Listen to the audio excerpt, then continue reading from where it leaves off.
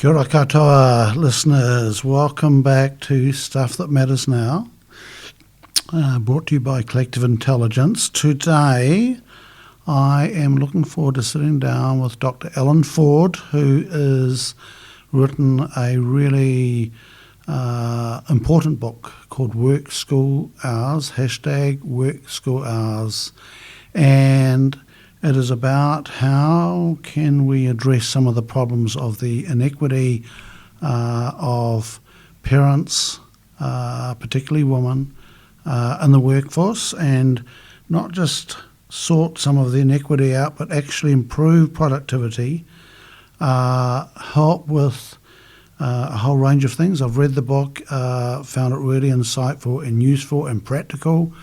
I haven't had a lot to do with Ellen. I've met her once before, introduced to me by Stuart Taylor, one of our members. Shout out to Stuart. Thank you for the connection. Ironically, Ellen and I live in the same town, so really pleased to and looking forward to sitting down with Ellen and digging into her background of being in the army, serving in Afghanistan, and her learnings and her journey to bring her to write this book. So listen up, peeps, and enjoy.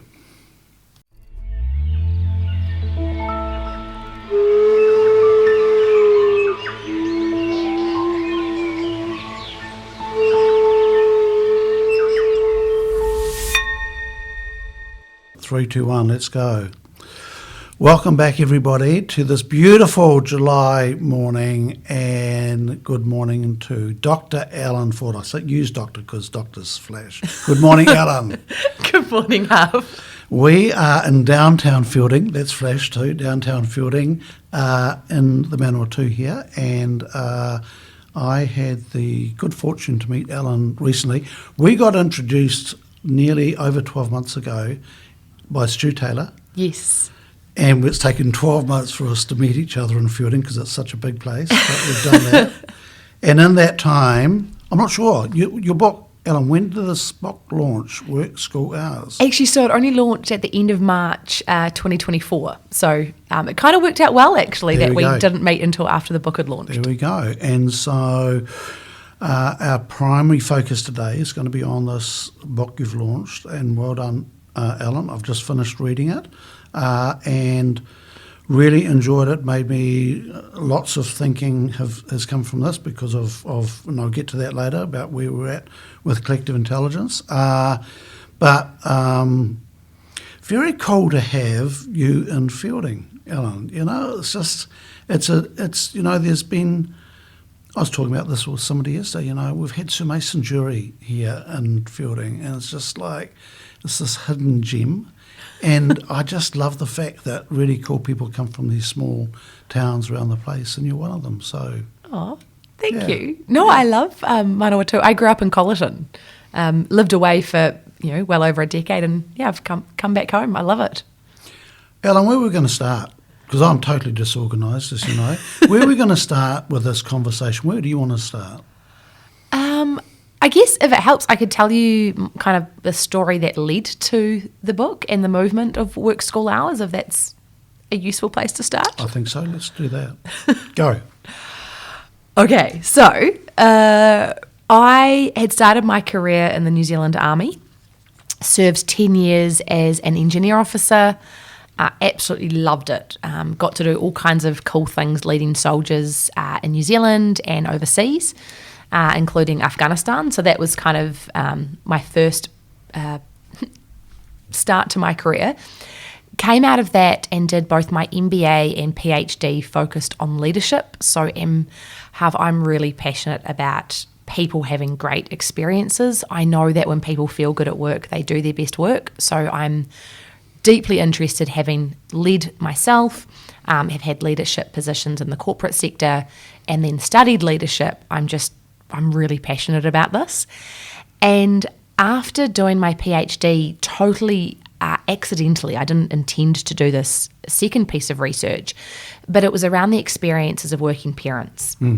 So it was basically I started speaking at events, and then parents started reaching out wanting to share their stories.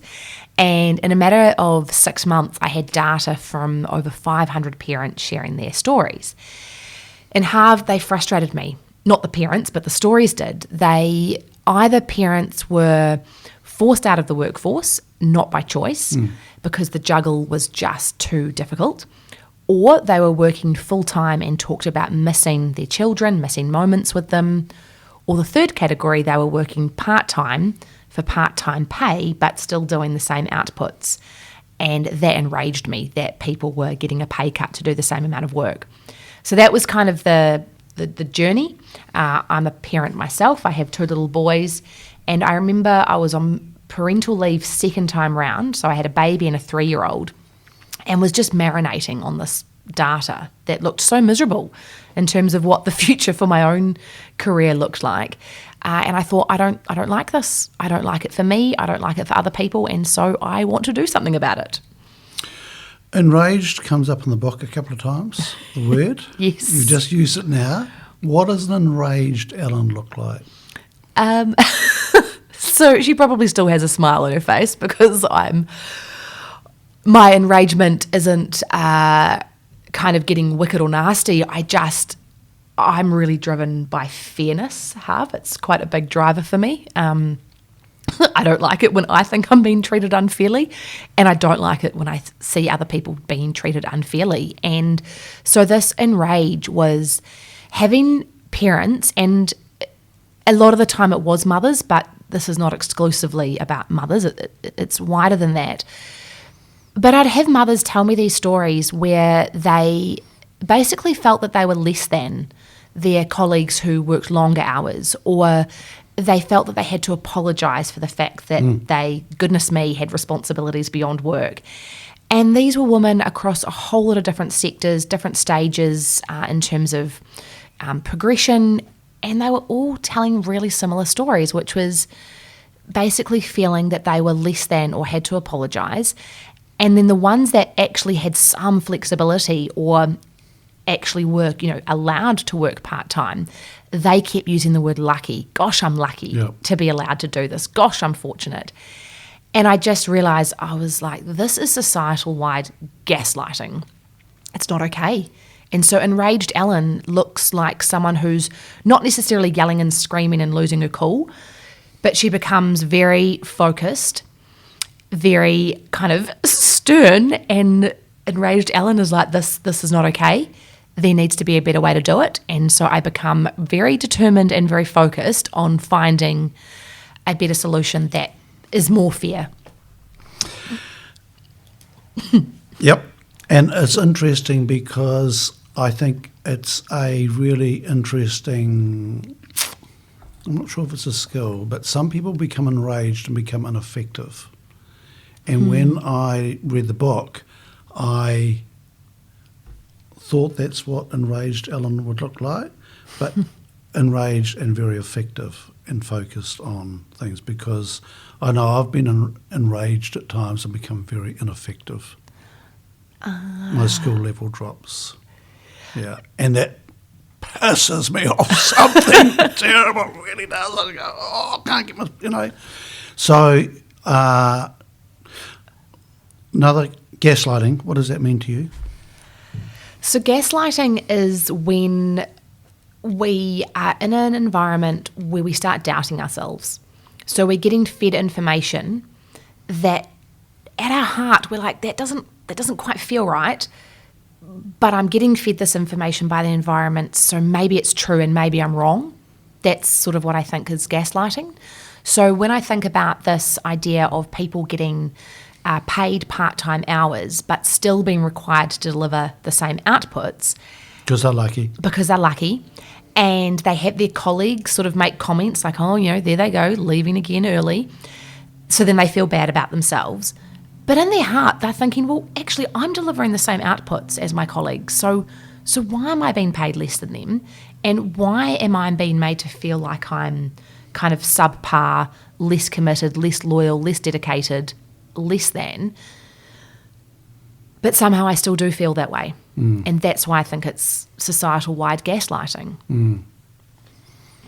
Okay, before we go down there, I want to go back to this career, and the magic word for me is Afghanistan. It's just like this mythical place that, I grew up, Alan, when the Russians were in Afghanistan, and I remember the films of the Russian soldiers leaving Afghanistan that had their ass kicked there, and I remember the tanks, coming across there was one of coming across the bridge out of, I'm not sure how long they've been there, but years, and I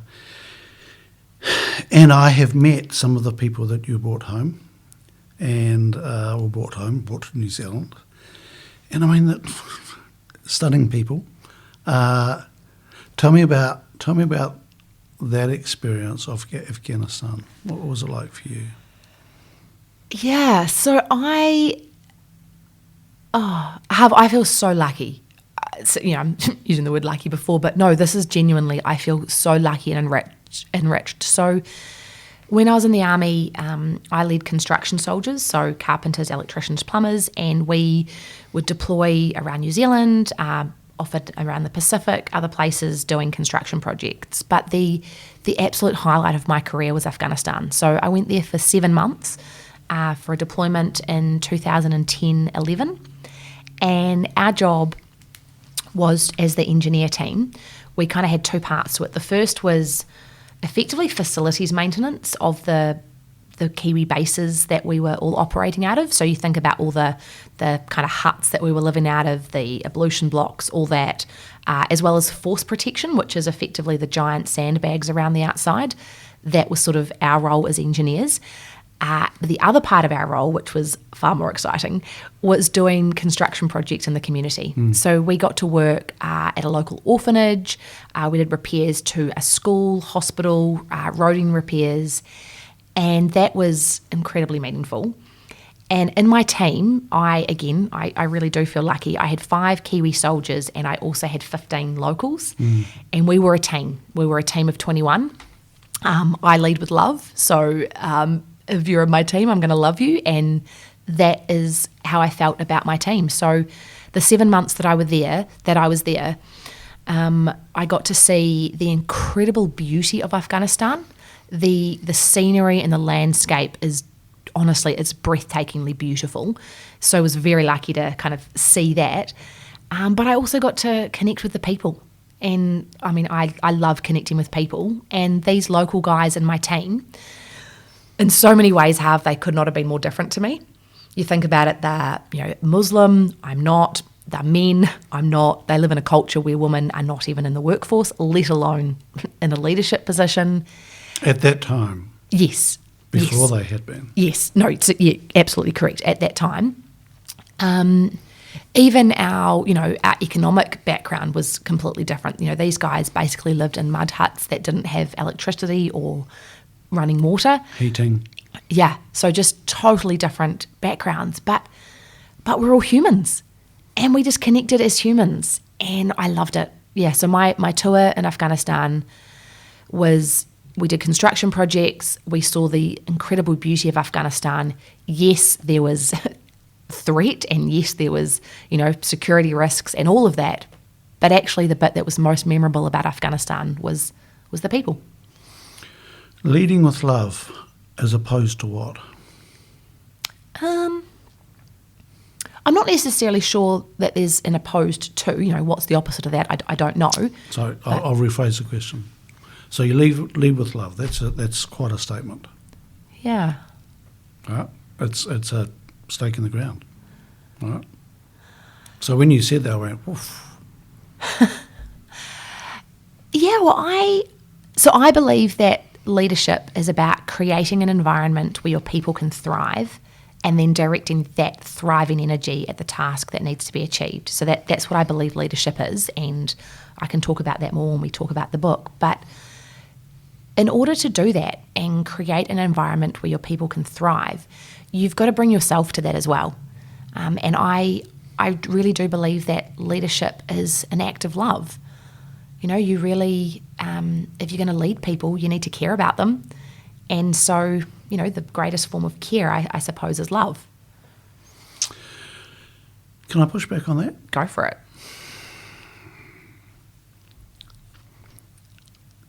So I don't disagree with that, but people express love in so many different ways. Mm-hmm. And, I think about, say, intergenerational trauma and all that stuff, and people think they're leading with love, but the way it's expressed, Mm-hmm. and I think they are leading with love, but the way it's expressed can be really damaging. Mm-hmm. And so, when you say that, I go, yeah, I'm really drawn to that. And then how do you interpret what love is? So, I probably don't have a perfect answer. No, not probably. I'm not asking I for it. categorically don't. But I think, we express love in different ways. So I think about, romantic partnerships, how we express love there is, one way. I think about my love for my children, love for my family, the love that I have for my friends. But I also, one of my expressions of love is with people that I work with and care about who are in my team. And to me, showing love or leading with love is that I genuinely care about them as humans. That to me, I guess, is how I would express that. Does it mean that I'm always, perfectly friendly? No, there'll be moments when actually leading with love is actually, showing some sternness or, dealing with issues or confronting challenging occasions. But I think love is about if you really genuinely care about them as humans and want the best for them, then that, to me, is love. And so the care thing, that really resonates. So here's a phrase I really don't like, and that's when people say, said with love. I'm going, and it's like they can get away with whatever they want and go, said with love, and going, oh, ouch, because I've heard people deliver something that's really harsh, and they say, but said with love. I'm going, oh, no, that's not, I'm not sure that there was not a lot of care in that. Because the thing is with care is that's a responsibility on yourself as well, right? To actually monitor yourself and go, am I doing this with care?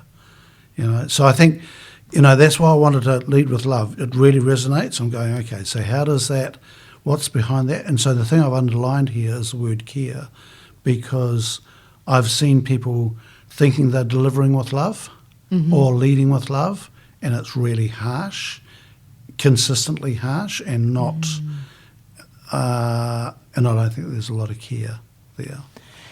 Yeah, actually, that's an interesting point that you said, the said with love, or, often when people say, no disrespect, but I'm about to say something incredibly disrespectful. Yeah. There's a number of things. Or the other one is, can I give you constructive feedback? Oh, no, fuck off. No, you can't. Because how do you know it's constructive? And I don't want criticism. Give me feedback. Feedback's information, right? Yes. Give me some information. But constructive feedback, constructive criticism is an oxymoron to me. Right? It's just, and so, and then people go, so there's all sorts of, I think, because I think the thing with care is that you need to be able to reflect and actually go, did I deliver that? Well, it's because lead with love could also be very, very tiring. Oh, it's exhausting. It is. No, it is. Leading with love means I put so much of myself into it, and it is tiring. So yes.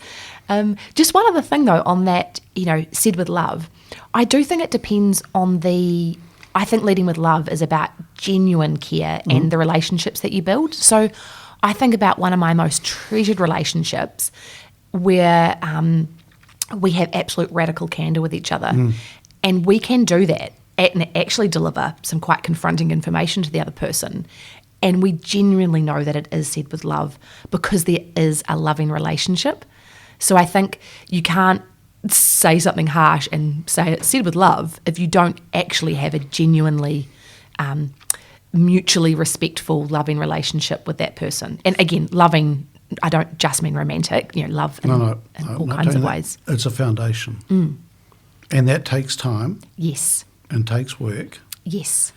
And, thinking about some of the work that Brené Brown has done, around the work around trust, and giving us frameworks and stuff around trust and all that sort of thing. But it does, Look at some of the work that we do with collective intelligence is we spend a lot of time building the environment, building the trust, all of that. And it was pointed out by one of our Māori members, Che Wilson, pointed out to us that there was a lot of araha in the room, which is the sharing of breath, the sharing of mana and love, and a whole lot of other stuff as well. And that really resonates with me as well. We're off track here. We need to move on. I'm just thinking we could spend all day here, and you do have to go and go to school because it's finishing early today. So Yes. it's going to be. I was just thinking, we could talk forever. Oh. Why the army? Oh, so very clear memory here. So I was about 10 years old, little girl, and there was an advertisement on TV, and it was a play on the words army and arm me, and it said things like arm me with friends, arm me with education, arm me with experience, and then it finished with arm me with a future.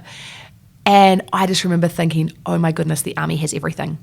It has the ability to be challenged, physical activities, you get an education, you learn skills, you get to help people, have adventures. Wow, I'd like to do that, please. And so that was it. From 10 years old, I was joining the army. And I did. And it did deliver. And through school, what were you like at school? A thruster. I still am today. So I was I was house captain in sixth form. I was head girl. I got the top academic awards. I sound like I'm bragging. But I was a tryhard. I really was. I put my heart and soul into everything. So academically I did do well. I was on all the committees. I played lots of sports. I wasn't actually that great at all the sports, but I certainly tried them all. I was very sociable. I was kind of friends with most people. I loved it, actually. I loved school. I hate you. Can we stop now? It's awful. No, I don't hate you. I just think I was a complete, absolute opposite. And so how I'm interpreting that, and I didn't think that was bragging at all. And it annoys me with Kiwis when we don't. Oh, yeah. Right? And I was just going, we don't. We need to be not more American, but we need to be a bit more actually being okay with us doing good stuff, right? So, but what I'm picking up is that there's always been a drive there within you that's come through that schooling into the army. Yes, I have always been really driven and motivated for. I like achieving. I like setting myself challenges and achieving them, but I don't just like achieving just for myself. Yes, I'm not completely selfless. I do like to achieve for my own merits, but what gets me more excited is actually achieving to help others. Like, I'm really driven to, one of the reasons I joined the army was because you got to help other people, and that was a driver to kind of the stuff that I'm doing now. I say the phrase, I am terrifyingly ambitious about changing the working world. That came through. It was like, hell yeah. So the person that went into the army and the person that came out, how were they different? Oh, do you know what? I'm really proud of this. I stayed the same person. So of course I grew, absolutely. I grew, I learned things, I had experiences, and that shaped me. But when I was at high school, I remember a lot of people saying, Ellen, you're a bit too nice for the army. Or, the army's sort of a bit rough and it's going to change you. And it didn't. Yeah, it didn't. I stayed myself. I think it's quite easy in the army, and some of my doctoral research showed this, that often people feel that they need to harden themselves to be successful in that organisation.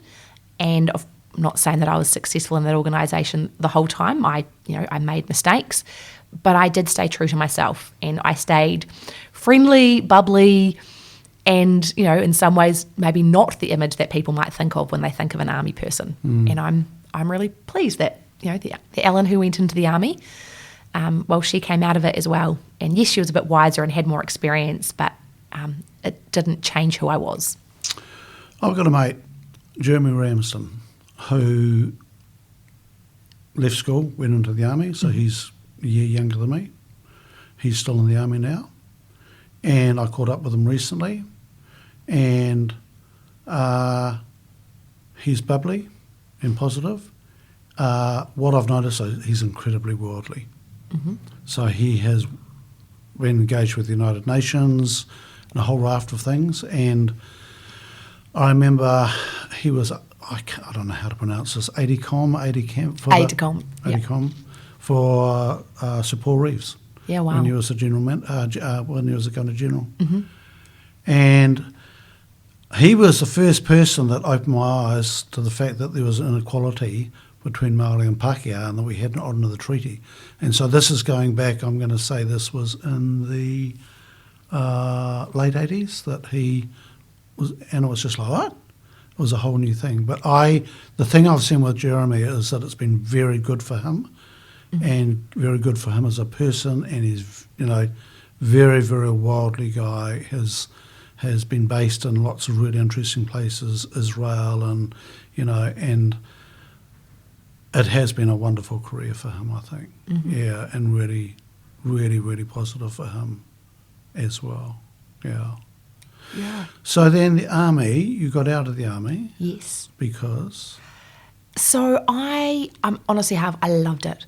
Those 10 years when I was, in my 20s, so young, didn't have dependents, and I just got to have so many exciting adventures. I spent 7 of those 10 years outside of New Zealand, so am so extraordinarily lucky and grateful for these, just amazing experiences, adventures, opportunities. But after the 10 years, I kind of thought about what the next sort of progression and rank was and what that meant. And I don't know, it didn't appeal to me as much. I really liked being really close with the soldiers, and so I wasn't as interested in a more senior military role. The other thing is, which will come up in the book, is that at that point I was 28 and I knew that I'd like to have children at some point. And while there are lots of people who do have kids in the army, I wanted more stability. So I didn't want to be sort of, deployable at the drop of a hat or having to be away for, weeks and weeks at a time. So that was another reason I decided to leave. The other reason that I did contribute towards me leaving, which wasn't conscious at the time, it was more on reflection afterwards, is that I did say that I remained my bubbly, friendly self, but I did often get feedback from my male bosses that was not a good approach to leadership. And while I stayed true to myself, and I really believe that my leadership approach was effective, it does wear you down over time, kind of being told that the way you are is not quite how you should be. Now, this is not saying, woe is me. It didn't permeate my thoughts every day when I was in the army. But I do remember one time I got a piece of feedback from my boss, and he was saying, Ellen, you've just got to kind of just, tone it down. And I was like, what do you mean by that? And so I said, sir, please can you like help me here? What can I do differently? And he said to me, Ellen, maybe just don't smile as much at the soldiers. Oh, now I was 26 at the time, and I took that on board, and I remember thinking, well, I'm a smiley person. He's not saying, Ellen, get better at this skill or be more punctual. He's kind of saying, Ellen, don't be you. And while I didn't leave the army for that reason, I think it was sort of a bit of an underlying thing for me that, if I wanted to be me and keep feeling good about being me, maybe this wasn't the place for me long term. Interesting how stuff like that sticks, isn't it? It's like a signpost. Yeah. Mm. Yeah. And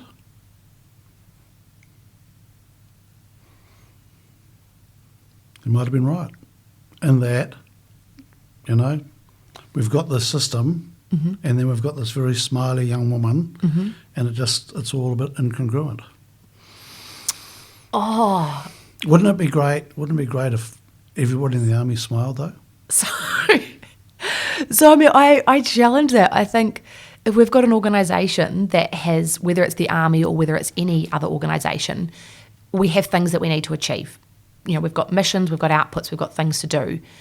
And again, I believe a leader's job is to create an environment where their people can thrive and direct that thriving energy at that task that needs to be achieved. And how that leader does that is uniquely authentic to who they are. So in terms of, you know, should we all smile, should we all not smile? Actually, I think it's about we should all be who we are. Yeah, okay. And so I'm a smiley person. That's how I'm going to lead. Yeah. I lead with love. Yeah. But other people, actually, they are more serious and reserved. And actually, that's great. They should lead in the way that is true to them. Yeah. So, Yeah, great response. Thank you. That's. I agree with that 100% because it's a big part of our work with collective intelligence. We talk about authenticity, and we do that because we've dealt with a lot of people coming through who aren't authentic, and it's really hard to work with them because you can't connect with them because you're connecting with a facade. yes. You know, the thing they project to you. Yep. Slight deviation. I'm really excited about this new All Black coach coming through, Scott Robinson, because he's so authentic.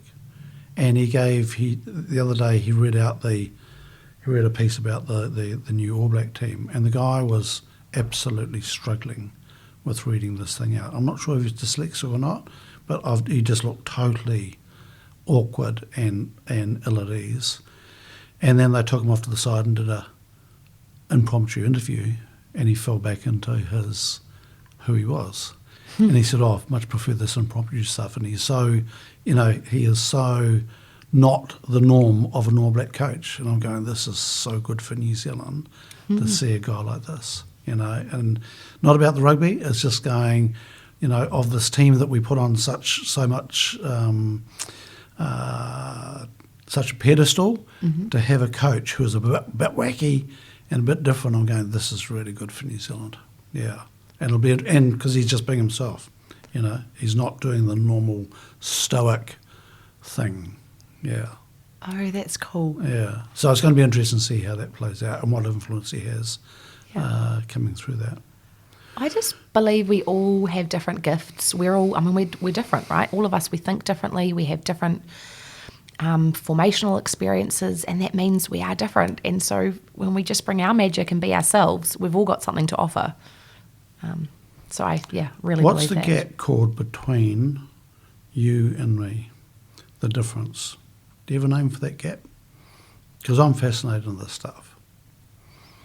Oh, as in like what makes us different? No. Or about the gap. So you and I are different, right? Yes.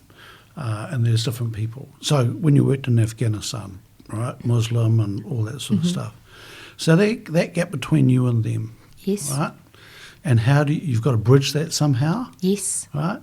What is that gap called? Because I haven't found a name for it. What is the gap called, and how do we work on that space in between the difference? Oh, I don't know that I have a name for No, the gap. neither do I. But I just checking it out because I think if we understood that gap more and knew how to cultivate that gap, that could be really, I think more connection could be made. Well, I think so while I don't have the term for the gap, I think the way that we bridge it is with our shared humanity.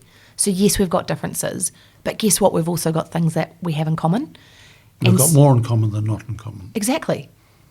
And so when I think about, those Afghan guys in my team, on a surface level and even on a deep level, actually, there were many, many differences between us. But our shared bit, the humanity side, is we all actually want to have happy lives. We want to see our future generations do well. We want to feel safe. We want to feel that we belong. We want to be part of something. And so those connections, I think, is how we bridge the gap, is we find our similarities. And I love the sense of humanity. So moving on from the army, last question about the army. What was the thing you were most proud of in your time in the army? Oh,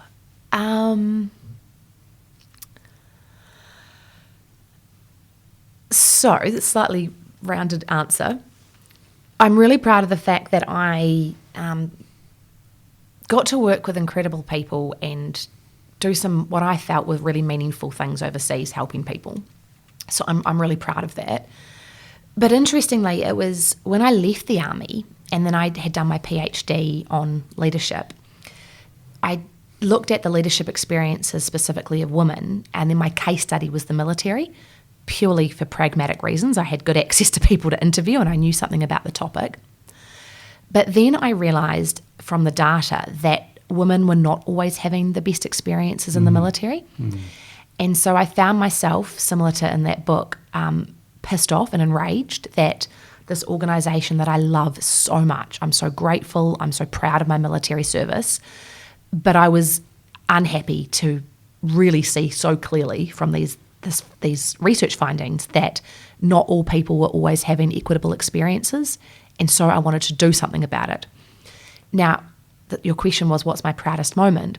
So I ended up actually moonlighting for about 18 months. At that time, I was working as a business consultant for Trade and Enterprise, but I moonlighted for 18 months, kind of during 2018 to 2020, working directly for the Chief of the New Zealand Army and his senior leadership team. And I took them through the findings of my research in terms of the challenges that women were experiencing, but far more importantly, actually provided recommendations for change and how they can do that in a way that actually is not at the expense of men or at the expense of the mission. Actually, this stuff's good for everybody. So what am I most proud of?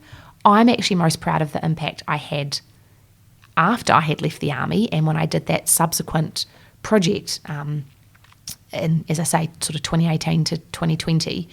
I'm not sort of sitting here, Harv, and saying that I've solved the army. That would be a gross overstatement. Yep. But I'm really proud that the Chief of the New Zealand Army and his team implemented a number of those recommendations, and they have a genuine program of work to really look at how they improve their culture. So Nice. I'm proud of that. Nice. Well done. Congratulations. That's yep. That's wasn't what I was expecting. Well done, you. Yep. So Thank you. the PhD was done through who? Massey University. Yep. And you had a pretty good idea when you took that on what the focus was? No. So what happened, I did my MBA because I thought that would be great to improve my CV and learn new skills to exit the army. And the last part of it, you had to do a dissertation or kind of a mini thesis. And I got a good mark in it. And that lulled me into this false sense of security. And I thought, I must be really good at this research stuff. Maybe I should do a PhD. Oh my goodness. I thought, it can't be that much harder. Holy shit, I was so wrong. So I did it, honestly, because I just thought this would be a great qualification, a fantastic personal challenge. You know, if I've done my master's, why not get a doctorate? Yeah. And that is why I did it. I did it for that. The actual topic, leadership, I thought, I'm interested in that, so that sounds good. The case study was the army, cool. I have access to people to interview. There was genuinely no real passion when I started it. It was just I wanted the qualification. It was when I then did the research, got the findings, that the real fire kind of was ignited for me. That's when I actually found purpose in this and was like, wow, these findings aren't cool. Something needs to be done about it. And so my PhD then became purposeful. But that's not how I went into it. And, Ellen, that is the opposite of so many people because, you know, the cynic in me goes, there's been so much PhDs done that we're just like, why? And you know, that's coming from a non-academic, to be clear, but I've also know people, a very good friend of ours, Diana Safati, did her PhD in, it was around health and Māori in particular, and, you know, her study then became a cornerstone for the, you know, health and so forth, and you know, it was a really meaningful piece of work that has, you know, was really important. So isn't that interesting? So you sort of Because Lara, who works with us, Lara Blackmore, we were coming back from Wellington last night, and she was talking about intentionality, that she gets frustrated sometimes that things just happen, and she doesn't necessarily give those as much kudos as things as being intentional and going, I wanted to do that and I did that. And she was in the Air Force. So I'm sort of smiling to myself with this PhD, going, I wanted the doctor thing, this PhD, but then the opposite happened. That the fire was lit while doing that. Yeah, absolutely. People often think, oh, you must have started that because I would have done. You had a me. cause, and Yep. I was like, actually, no. I purely wanted the personal challenge, and then as life happens, sometimes things happen that really shape or direct your new path, and that did. So, okay, we are now X number of minutes into this, half an hour. So should we get started, Ellen, about the book? I'm really enjoying this. Okay, Yay. So the book, Work School Hours. Yes. Is that the next thing that we need to talk about after the PhD? Yeah, that sounds good. Yeah? Yes. Cool. You can see I'm so, regimented in this conversation. No, I love this. It goes where it goes. It goes where it goes. So tell me about the book. When did this thing go, right, I'm going to get this down on paper? So it was, as I said, I finished up that sort of moonlighting exercise with the Army in 2020. And at that point, I'd had a lot of experiences both leading myself, leading soldiers. I'd then had a lot of research done around leadership. And I kind of had these views on how we lead people. And I believe that, as I said before, leadership's about creating an environment where our people can thrive. And in order to thrive, people need a sense of belonging, which is not fitting in. They need to actually feel that they truly belong as they are. I also believe that people need autonomy. We don't like to be micromanaged, and we do actually like to have a say in how and, if possible, when and where we do our tasks. And people need purpose, so we need to know that what we do matters. So that was, now I didn't actually have the words for that, by the way, in 2020, but I was just kind of mulling on this idea about what's important when it comes to leadership. I had then, as I mentioned at the start of this interview, kind of done this unintentional postdoctoral research about the experiences of working parents. And I found myself, it was 2021, it was August 2021, I had been on parental leave for a year, second time round. So I had a baby and a 3-year-old, was absolutely marinating on this data around working parents and thought, this is crap. I don't like this for me. I don't like this for other people. I want to do something about it. And so I just started writing down ideas about how we could do work differently. I started researching, why do we do work the way we do it? This kind of 9 to 5, 40-hour week construct.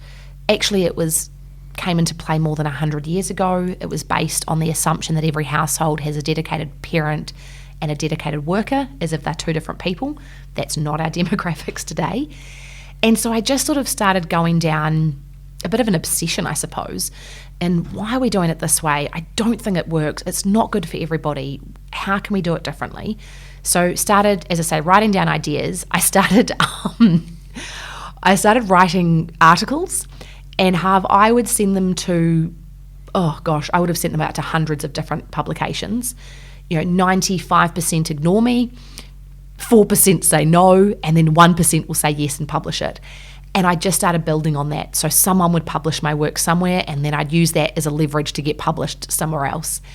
And I started stalking organisers of TEDx on LinkedIn until one of them finally agreed to let me do a TED Talk. So I did that in 2022, recorded a TED Talk called #WorkSchoolHours, and why I believe this is good for the world. And so over that journey of kind of publishing articles, putting out TED Talks, talking to anyone who would listen to me about it, I then was like, right, I actually think I need to write this all down into a book. And so that's what I did. It took sort of about a year. It was a bit of a journey. And I partnered with a publishing team who also helped me with the editing and writing of it. Best thing I could have done, Intelligent Ink. They're amazing. So, yeah, it was kind of like I've got all these ideas, I've got these thoughts, I've been testing them, now it's time to write them down. As you're writing them down, did anything change? Did any of your views change? No, they just became more and more crystal clear, actually.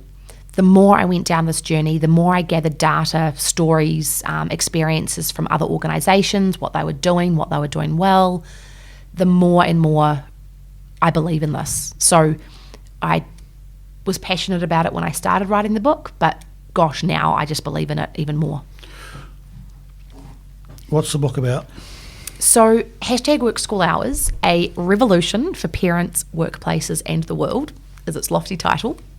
And it's fundamentally a leadership book about how we can do work differently. So it's broken into 3 parts. The first part of the book is around what is the problem that we're currently facing. It talks about how did we get to this construct of work, where did it originate from, what are the issues with it, and it kind of lays out the data in terms of the challenges that parents are having. So part 1's kind of what's the problem. The second part of the book is, well, what's the solution? So I talk about #WorkSchoolHours. Now, it is not as dogmatic as the title sounds. When I give keynotes on this, and there's always someone in the audience who can't wait to tell me, oh, Ellen. I remember reading that and I go, I've experienced that too. It's just, as Brené Brown would call it, they're listening to win. Oh, yes. Yeah, it's almost like they spend the entire keynote being like, I can't wait to tell Ellen. Take her down. Yep. Yes. And, they'll say like, oh, this wouldn't work. We couldn't have a surgeon walk out of an operation at 2:30 to go pick up their kids from school. And I'm like, yeah, I know that. I'm not a complete idiot. But, thank you. I hadn't thought of that. I hadn't thought of that. Shit.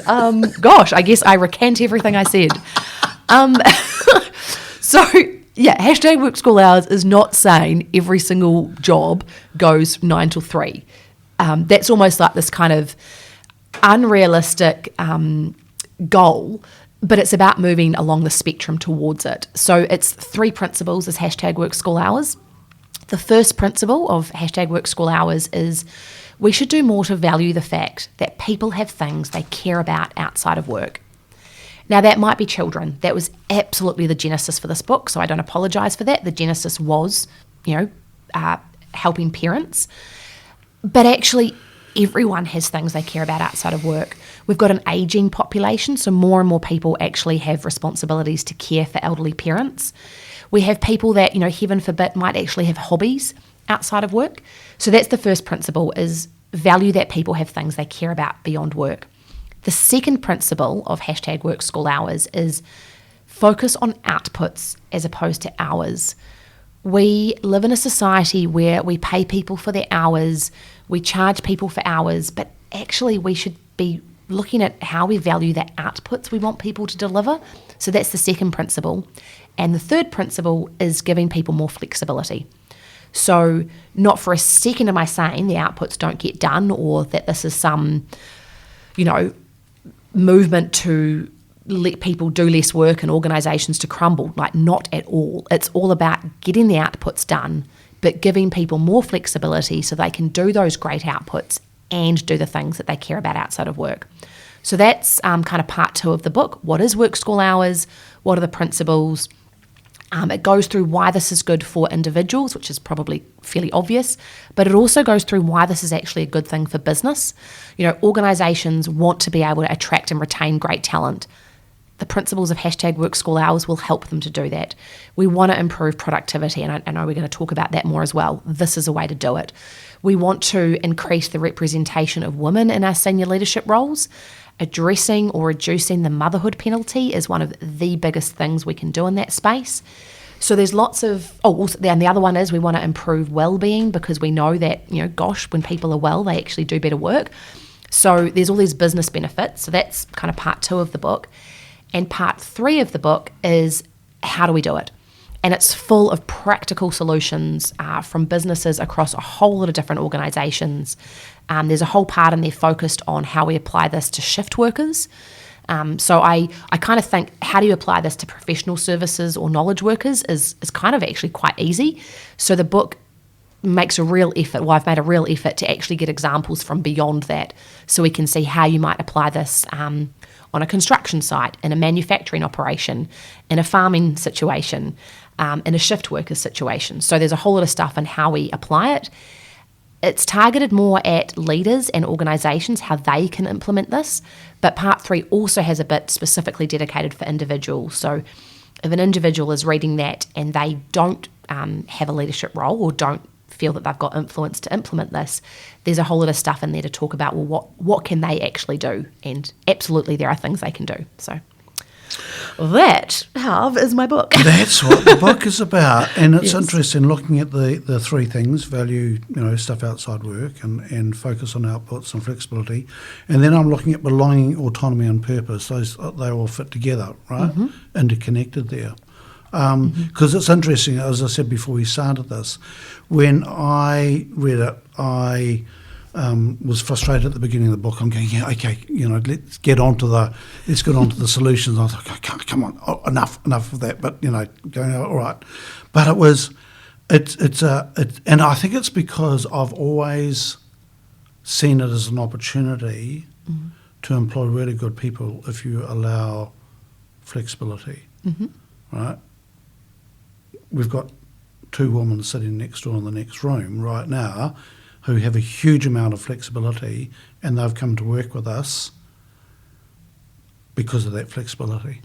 And it's just a great source of talent when they have that flexibility. So that was it's something I don't know. I think I've always embraced it anyway. And then the solution, and then the how, and thought, okay, now we're starting. I was like, cool. It was like. I was impatient to get through the book, but maybe that's just the way I am. The other thing that really dropped for me, Ellen, is this: that one of our alumni, Fee Webber, I talked to last week, is doing her masters right now on burnout and productivity, and so we've got this high, according to her, the highest rate of burnout in the world. I'm going, didn't know that. And I've known about our low productivity, and going, wow, we've got both, and going, we're just outperforming in this thing. So the need is huge. It is huge, and I've also wondered whether this goes back to our roots of being a farming nation, where spending lots of time at work was the thing. I mean, that's the background I've come from. So spending, as many hours as possible at work was seen as being a really good thing. And that doesn't translate very well into a knowledge economy, or, it doesn't translate at all well. So I'm interested, how did we get into this? It's deviating slightly from the book, we'll come back. How do you think we got into this low productivity thing? Oh, so this is why I put the part 1 of the book. It kind of goes through how did we get there. So you're absolutely right. We, lots of countries are guilty of this, but New Zealand definitely has, it performs highly in this area, which is not a good thing, is we really hero worship long hours. There's that kind of Kiwi mentality of being a hard worker. We respect people who are hard workers, and we equate hardworking to working long hours. Now, and then status that goes with that. Oh yeah, the people that work the long hours, well, they're loyal, they're committed, gosh, they're dedicated, they go the extra mile, and we really rate that. And so when we think about what you just said from the other person you spoke to about the research on burnout, I mean, it's not a surprise that we are one of the most burned out nations, because we work such long hours, don't give ourselves enough time for rest, don't give ourselves enough time to do things that fill up our cup beyond work, don't have enough time with our families. Again, families can, kids aren't always a box of fluffy ducks. Sometimes kids can be quite hard too, but when we're just feeling like we're giving all of ourselves to our work, we're feeling guilty that we're not giving as much of ourselves to our home, it's no wonder we're burnt out. Then you look at it from the productivity side of the house. And so Andrew Barnes, who is the founder of the 4-Day Week, another Kiwi, and I reference his work a lot actually in my book. He's got a whole lot of like brilliant research around productivity. So we as humans, we don't actually work at the same rate for 8 hours a day. And then if you think farming, even longer hours, we actually don't maintain the same rate of output that whole time. So when we work longer, typically it's actually the law of diminishing returns. We become less effective because we're tired. So there's actually a lot of benefits in doing kind of like bursts of work in shorter periods of time, and then having some space for thinking, reflection, something else, and then coming back. And recharging. Yeah. So it's, to me, I think, where does this come from? We've just got this real Kiwi mentality around we respect people who work hard. And we promote them. Yeah. Yep. I cannot believe some of the people who have been promoted into these roles and go into these leadership roles because they were great technicians or managers. But then, hey presto, we put them into these leadership roles and go, okay. It's what happens across, people have technical competence and so we promote them. But being technically competent is a completely different set of skills to being competent at leading people. And so I'm not even knocking those people that get promoted, but we need to then train them on how do they then be effective as leaders of people. Yep. So can leadership be taught? Yes. Yeah, I really believe so. I think we all have our natural gifts, and some people's natural gifts might lead us more into leadership positions than other people, but I absolutely believe that leadership can be taught. Okay. I'm not sure. Okay, I'll go with that. Your enthusiasm wins out, all right? I'm just sitting there going, I'm not sure I believe in that. But that's maybe just me being a cynical old white man too. Well, I think of leadership, as I say, is about creating an environment where your people can thrive and directing that at the environment that needs to be achieved. There are so many ways people can do that. So I think anyone can, if they care about it and want to learn, then they can.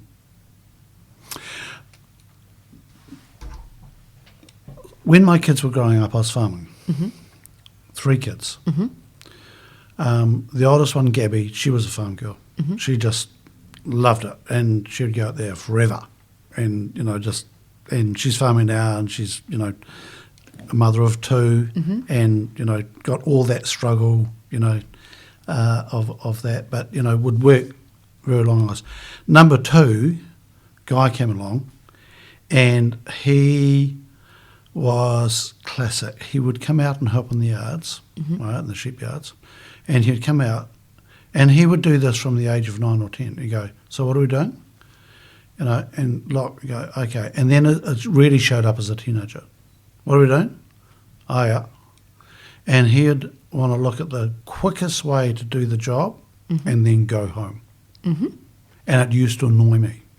Right? Because he'd come out, sort of begrudging. He went farming. He went dairy farming for a reasonable number of years. And he also used it there. But I thought he was lazy. Right? And now I see him in the workforce, and he's so effective. Yeah.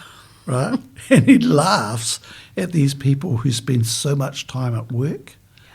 And it's interesting, he's in this company and he's been promoted like crazy. And he goes, I spend less time at work than just about anybody else there, maybe. And he's quite happy with that.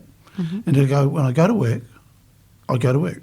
And he said, I don't like people talking to me, and he's in a leadership position and he's out working with schools and he goes, I just hear all this bloody chatter and bullshit and so forth, and go, come to work, do the work, be with the people, get the job done, go home, be with the family.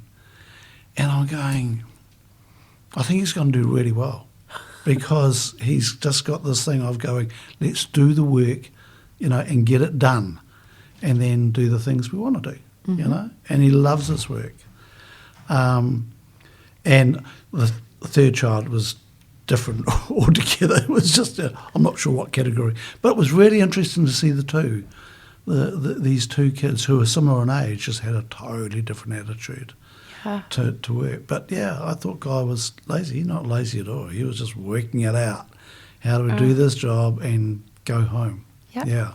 Well, one of the bits where that really plays out in my book was parents, and a lot of the time it's mothers, who are on reduced hours contracts. So they were doing, say, a 25, 30-hour contract, and they would get sort of sideways glances because they weren't as committed as their full-time colleagues, or, they were often, like, it would take a pretty stupid person to say this out loud now, but would, almost insinuate that they were lazy because they didn't work as many hours. But they were the most effective. They would come in, they had a purpose, get their job done, and then get home because they had other responsibilities, which was children. Or interests out of school, out of work. Yeah. I think actually one thing, if it's okay to share, so again, this was about parents, but my little brother, Joan, who is phenomenal. I brag about Joan all the time. He's amazing. He's an Iron Man. I am ridiculously proud of him. He's one of my best friends. And so Joan, he doesn't have kids, but he says that he thinks the principals are amazing because he would love to be able to do training during daylight hours. And so for him, yeah, it's not about kids, but again, he actually has something else he cares about outside of work. Yeah. And so he wants to get his job done. He's super effective, really talented. And then, well, why sit around just because? So I'm with your second son. I'm like, that's not lazy. That's just effective. 100%. But my interpretation of it, right, was looking at this lazy teenage boy. Yeah. Right? And that's all about me, not about him, So the thing that I really liked with the book, Ellen, is it forces us to think about not just doing things because we've always done it that way, right? And so I look at my wife's work, and she is interconnected. I'm not going to talk about the details too much, but interconnected with other agencies that she's got to work with. And a lot of the frustration of her work is trying to navigate bureaucracy, status, a whole raft of things, and gets really frustrated with that. The work is hard, but it's all the other stuff that she gets frustrated with. So to adopt, work school hours, to get traction is going to mean a systemic change. Yeah, absolutely. And I mean, I'm quite upfront about the fact that this is a Change the Freaking World book. It's not making little changes. It's actually looking at how we change the structures of work. And, how do we apply that with doctors? It's absolutely, I've done a lot of work now with the medical profession, helping them to think through how they could apply these principles. And how a hospital applies the principles will, of course, be different to how a farm applies the principles or how a legal firm applies the principles. But it's just about, as you say, challenging the status quo. I remember my mum said that my very first word was why. And I don't think I've ever stopped asking it. So why are we doing it this way? Oh, because that's just how it's been done. Okay, but why? And if it's not the most effective way anymore, or if it's not serving everybody, then let's look at how we can do it differently.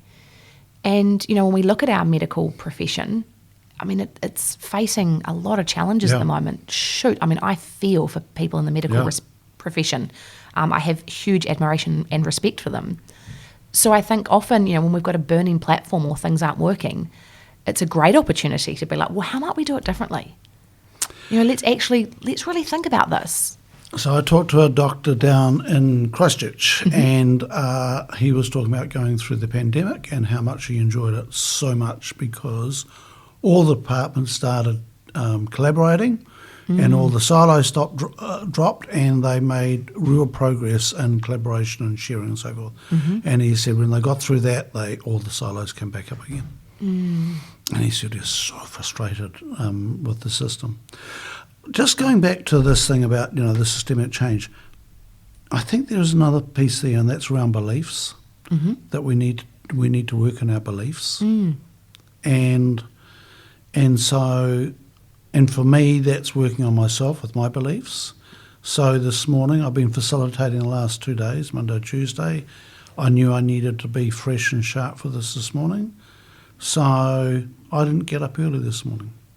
I stayed in bed. I had 2 cups of tea in bed and just chilled, because I thought, and I've got to, as I get older, I'm in my 65th year now, and I cannot work 40 hours a week effectively. Mm-hmm. All the science is there to prove that, right? Mm-hmm. I don't like that. I don't like to have to give up that. I don't, So I've got to work on my beliefs that I can still be relevant to the world and not work 40 hours a week. And it's not easy, because that's where I've come from. Yeah. So this is interesting to me. So I find, again, a lot of parents, especially mothers, they're forced into that much younger, right? So in, say, our 20s or 30s, we can't work 40 hours because we also have to pick up kids. And we're made to feel that we are not as good. So, and that's sort of, you're saying you're almost feeling that a little bit now. But, I just think it's about totally flipping that. It's about, well, where do we add the value? Yeah. So it's not about where are we limited. It's actually, well, where do we do our best? And if we have less hours, then we actually become more efficient. I really believe that the less hours we work, the more efficient we get, the more creative we get at how can we do this smarter. The old work harder. No, let's work smarter. Let's figure out how we can get rid of the bottlenecks, how maybe we can get rid of some of the stuff because it's not really working towards the mission, or it's not really helping. It's just sort of the busy crap that we do. So I think when we are actually limited with time, which is often, parents with young kids often are in the thick of it, that's when we sometimes can be far more innovative about how we do things more efficiently. So that excites me. So something's just gone off of me when you were talking about that. I was facilitating a team it was in Auckland. Mm-hmm. It was a very experienced team. And in the team was a very experienced facilitator. She was a team member of the team. Now, we do this thing on host days of interviewing people and so forth. Well, one of our key interviewers, interviewees, turned up late, 45 minutes late, right? Got the wrong time, whatever, stuck in, I don't know what it was. And so it just crammed up all our afternoon. And our process is really, really tight with time, always has been. And people say, it would be good if we had more time. I was going, no, we don't need more time. We need to focus, we need to be. So, and so I'll just go, oh my God. And this woman who was a very experienced, so go, this is going to be tricky. I went, okay, that's all good. I'm thinking, okay, we're going to do something different. Anyway, so we did the interview. The interviewer was late. The interview went long, and it was relevant to go long. And so instead of having a 2-hour period to do our work, to feed back to the host, we had 45 minutes. Mm-hmm. And I thought, okay. So I said to everybody when we finished, right, everybody outside for 5 minutes, freshen up. And they were, what? I said, go on, out and freshen up. And I thought, something is going to drop here. And I said, okay, come back. Right. So our feedback is going to be this. You've got 2 questions you can give to the host. And that's it. And then the host is going to come back with the responses. And so we did that. It was totally different to everything else. And it fucking worked. I was so hoping that's where that story is going. It absolutely worked. Because it just forced me. I went, okay, we've got a hard stop. People have got... And this facilitator went, you jammy bugger. And I went... And it was interesting, just that. And I thought, I've got to get creative here. I can't go over this time because we've got planes to get. Yeah. Got this. I thought, so what can we do? And hey presto, a new format was born. And so as a farmer, there was never, so we finished at 4 o'clock. There was never a 4 o'clock. You just carry on working. Mm-hmm. You just carry on working till it start, and you get home and, and that was a badge of honour. Yeah. It's interesting, isn't it? Yeah. And I do think the farming thing has really mucked up the progress, because that's where a lot of us have come from, or had that influence there. Mm-hmm. And it's not even necessarily now criticising or thinking it was wrong. It's just actually going forward, it needs to be different. We've outgrown it. Yeah, what worked then was great. It worked for the past, but it's not going to work for the future. And actually, I mean, it didn't work for a lot of people in the past as well. But how do we? I don't know. I just think, okay. How do we learn from that and think, well, let's take forward something different and embrace the technology and all the things that we've got access to that we didn't have access to then, right? Yeah, just didn't. What's been the biggest pushback on the book? So I said before, there's always that sort of someone in the audience who can't wait to, tell me that it can't work in this situation.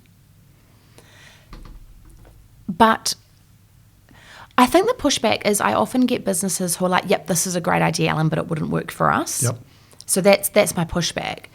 But if I get the opportunity to talk to them, I mean, of course, there'll be some people who listen and I never get the opportunity to, but it doesn't take that long to actually have a conversation and for them to realise, well, actually, maybe I could do this bit.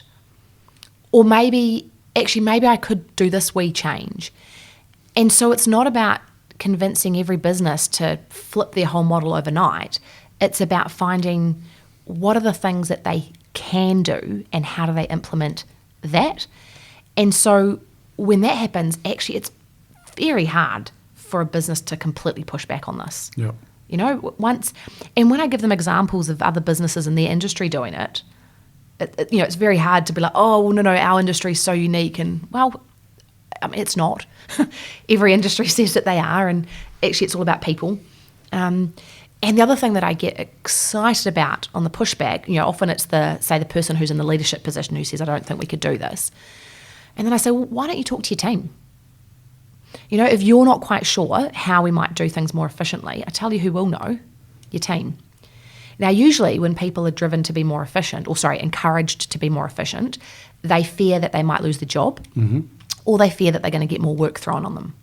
So it's not really particularly motivating to get more efficient. But if you are told, when you get this done, you're not going to lose your job and you can go home, I'm not going to give you any more work, holy shit, people are creative. And it doesn't mean they were being lazy beforehand. It just means that they're now being motivated in a way that really means something to them. Being motivated to be more efficient so my boss can make more money versus being motivated to be more efficient so I can go home and do something I care about. Powerful motivator means people come up with great ideas. Ellen, you've got to go and pick up children from school soon, don't you? I do. Yeah, I really do. And just looking at time, and I think that's just a wonderful segue to the ending, coming to the end of the podcast. So, because we have got 4 minutes before you've got to go, isn't it? Yes. Which is most really a good thing because we could just carry on, have some lunch, and carry on talking. Ellen, how do people find you? So on my website, which is my full name, ellenjoanford.com. So Ellen, ELLEN, Joan, JOAN, and Ford, FORD. And yeah, my website is my best place. I've also got social media, and all my handles are Dr. Ellen Joan Ford. And so you do keynote speaking? Yes. So the main part of my business is keynote speaking at events, as well as facilitating workshops, mostly in the leadership space. So that's sort of my main work. And then I've got a book and some online courses. And the book is #workschoolhours, which is mentioned in the book 433 times. Oh, is it? No, it's a lot. It was just, I thought you got really good at this. It's just going, yeah, okay, Ellen, I've got it. #workschoolhours, got it, right. Ellen, congratulations on the book. Oh, thank you. And, good luck with changing the world because we need it. We need it. And it's going to be,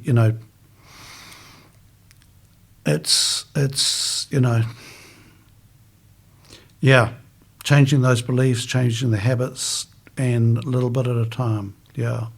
So is there the last thing you'd like to say to sign off on? Well, firstly, thank you for having me.